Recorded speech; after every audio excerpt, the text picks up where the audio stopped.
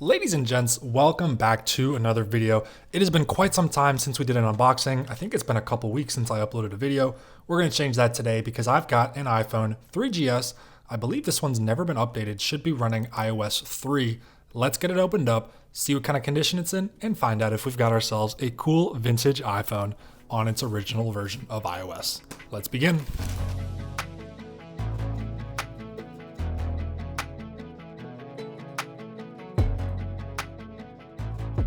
All right, here is that iPhone. It is the black model.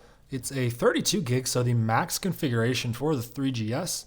And it is definitely a 3GS because we've got a 1303.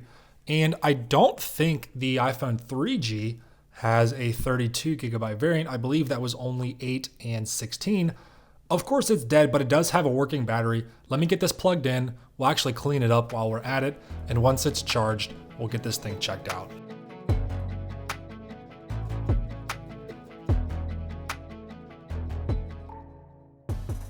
All right, here it is. It's been on the charger for about 20 minutes and I gave it a bit of a clean. This 3GS is in very nice condition. You can see a few scratches and scuff marks there on the rear, but the edges and the corners of the device are in very nice condition, and the display is basically flawless. There are a few small marks you can probably see right there in the light. No cracks and really no significant scratches at all. This thing feels like it really was not used at all, or it was just used extremely gently. But moment of truth, here we go. This thing does have power. You can see we've got a custom wallpaper. We've got the old slide to unlock, and that's what we're gonna do. And there we go. We've got iOS 3. And nothing appears to be on it, just the stock applications. We'll go ahead and head into settings, general, and about, and you can see we're running iOS 3.1.2. And it actually looks like there's going to be a lot of stuff on here because we've only got about half of the storage remaining and the songs, videos, and photos are loading. So it says 1 photo, 0 songs, and 0 videos, but I'm not sure what's using all of the storage. Maybe there's music here. And I think there is, and for some reason it's crashing. So I don't know if that's not loading in right. I don't know if there's a hardware problem with the storage on this phone or what. Maybe eventually this will load and display that correct information, but I do think that there is more than just 1 photo on this iPhone. If we head into the Photos app, you can see that there is in fact 1 photo there, but I do think there is going to be a lot of music. It seems like there's probably about 10 gigabytes worth of songs on here that is just not able to load on this phone. So with all that said, we've got ourselves a 3GS that's never seen a software update. Now there's a chance that this thing was updated inside of the iOS 3 versions because when it launched, it came with iOS 3.0, and this is, I believe, running the last version of iOS 3, which is 3.1.3. So someone either purchased this at the very end of the iOS 3 update cycle, or they updated it as they went and then got a new phone once iOS 4 came out and never looked back to update this 3GS. In very nice condition. This thing came out in June of 2009. It was a direct replacement for the iPhone 3G. It kept the same design, and this was the first iPhone to feature the S moniker. So the 3GS, then we had the 4S, the 5S, the 6S, then the iPhone XS was the final. So really not many iPhone S series. And what makes this one special, at least in my opinion, is the huge difference in features that this thing got compared to the iPhone that it replaced. So if you take the iPhone 3G, which is pretty similar to this first-gen iPod Touch in terms of hardware and software support, the iPhone 3G ended on iOS 4. This thing ended on iOS 6, which means this gets iCloud support, it gets iMessage, lots of features, and the performance of this phone was a lot better than the 3G that it replaced. Has an updated CPU, updated GPU. It's got twice as much memory. This has 256 megabytes of RAM. And the storage options were 16 and 32 gigabytes at launch. We've got a 32 gig model here, but an 8 gigabyte model was launched in 2010 when the iPhone 4 came out. So there were 3 capacities and there were 2 colors. You could get black or you could get white. Now the 3GS was a bit different than the iPhone 3G. Most of you probably don't know this, but when the iPhone 3G came out, if you wanted a white one, you had to pay extra. The white was only available in 16 gigabytes for the iPhone 3G. If you went for the 8 gig model, which was the cheapest entry configuration, all you got was black. When the iPhone 3GS rolled around, the entry config was 16 gigabytes, but you could choose white or black, so you were not limited. Something else that the iPhone 3G brought was the addition of battery percentage. So if we head into general and usage, we can turn on battery percentage. The first two iPhone models did not have that feature. It just had the little bar up there. Similar to the iPod Touch, there was no battery percentage. The iPhone 3GS also has an improved camera. This is now a 3 megapixel lens. They're up from the 2 megapixel in the first two generations of iPhones. That means that not only are your photos going to be better, videos are going to be better as well. And we're going to go ahead and give this a try. I'm going to start a recording and we're going to see how this looks. All right, here we are on the 3GS. I'm sure the audio is going to be a bit different, but hopefully you can get a feel for how this thing looks. We've got the main setup there. We've got our iPods over there. Here we've got where I'm able to get all my information, and I'm wondering if this is even going to be legible for you guys. Really hard to see on this display. The resolution is not very good. So we'll go ahead and switch back here to the main setup.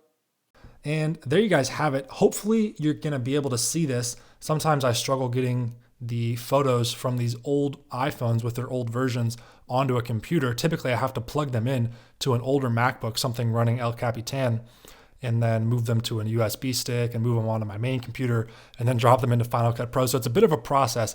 Usually it works. Hopefully the audio works for that as well. I never really know because it's the first time that I'm testing many of these devices. But the 3GS, really cool product. This thing improved in basically every capacity of the iPhone. I think the battery was even a little bit bigger. It had different text here on the rear. This is actually one of the few ways that you can tell this apart from the iPhone 3G is the shinier text. So it appears kind of silver or metallic. The 3G was not that. It was a very flat and kind of a dull color. I think Apple realized it was pretty hard to see, so they updated it to this more reflective and easier to see text there on the back. The iPhone 3G, while it didn't change the outside, brought many improvements on the internals of the phone, most of which we've talked about, but we do have a compass here. This was new on the iPhone 3GS. The first two generations did not have this, and it was a cool feature. I remember at the time thinking that this was pretty neat to have on a phone, but in reality, how many people are actually using this? I mean, all of our phones have it today, and I honestly couldn't tell you the last time I opened the Compass app on my phone. Maybe some of you guys do. I'd be interested to hear in the comments when the last time was you actually opened the Compass app and used it for something other than just to play around with. So when we talk about the 3GS, we have to talk about how long Apple sold this for. They kept this thing around for quite some time. When the iPhone 4 came out, they dropped the price down to $99. And then when the iPhone 4S came out, they kept it for another year at $0 with a 2-year contract here in the United States. So this thing was very popular. Lots of people bought it, and for good reason. It's a really rugged design. It held up well. It's got the 30-pin connector down here at the bottom, headphone jack up here at the top. Very robust, feels nice to hold. Of course, it feels like it's tiny now compared to our modern phones. But at the time, this was basically the same size as every other smartphone in the world. And this thing got software support. So the most crucial thing is that it got iOS 5, which brought iCloud and iMessage. That kept this thing really in the market much longer than probably it would have. It would actually get another year of software updates to iOS 6, which is actually really interesting because if you compare this to the iPod Touch 3rd gen, they have the same hardware inside, same CPU, same GPU, same amount of memory, but the 3rd gen iPod Touch did not get iOS 6. It was stuck on iOS 5. Compare that to the 1st gen iPad. That thing has an A4 chip, which is more powerful than what we have in here, and that thing was also stuck on iOS 5. So for some reason, Apple took the 3GS to iOS 6 and left other similar or even more powerful devices behind. I think that is a testament to how popular this was, and Apple knew that if they dropped support on iOS 5 for this, that many, many people who were still using this as their daily device would be left behind. Now, I must say, this was back before I had an iPhone. I think I just had like a slide phone at this point because I was still pretty little, but I remember thinking that this thing was so cool. Even when the iPhone 4 and the 4S came out, the design of the 3GS was just really intriguing. And to be honest with you, and this is going to sound kind of strange, I like the fact that it doesn't have a Retina display. For some reason, I just think it shows up better. I think the pixels, you can actually kind of see them. And for some reason, I sort of like it. If we go out to the ultra wide there, we can zoom in and you can actually really see the pixels there. You can actually probably count them if you really wanted to there in the text as well as the pictures. So kind of unique here to get a device like this without the Retina display. I'm actually impressed at how well my main setup is doing here up close. You can really see there the percentage. You can basically count every pixel on the screen. It's a low resolution display. I forget what the exact number is. I'll put it right there. That's the resolution that this phone has.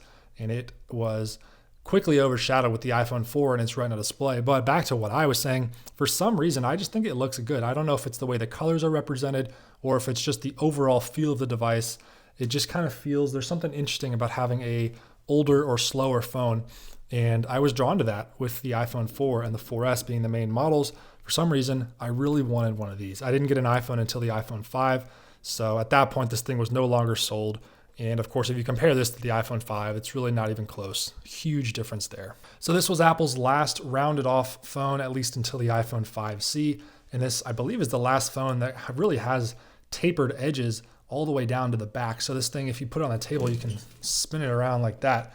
And I probably just added some scuff marks to the rear there, but that's okay. This thing is not in perfect condition anyway, although it is super clean, and I love the way that this display looks. It is almost flawless. I know there are a couple small scratches, but this is a really clean device. Super cool to get an iPhone 3GS that's never been updated, still running its original version of iOS. And real quick, before we wrap this video up, let's head into settings and check out these wallpapers. This is what you got here on iOS 3 with the iPhone 3G.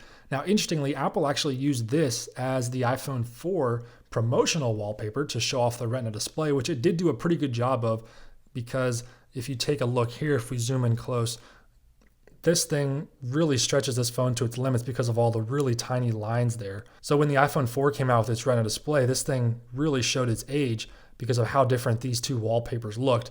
But most of you probably didn't know this wallpaper actually came with iOS 3 and was not launched in iOS 4. But we've got some cool ones here. This is probably my favorite. I used this on my iPod Touch 2nd gen, which was my first touchscreen device back in the day. And there you have it. That's been a look here at an iPhone 3GS running iOS 3. Hope you enjoyed the video. And as always, I look forward to seeing you in another one of my videos.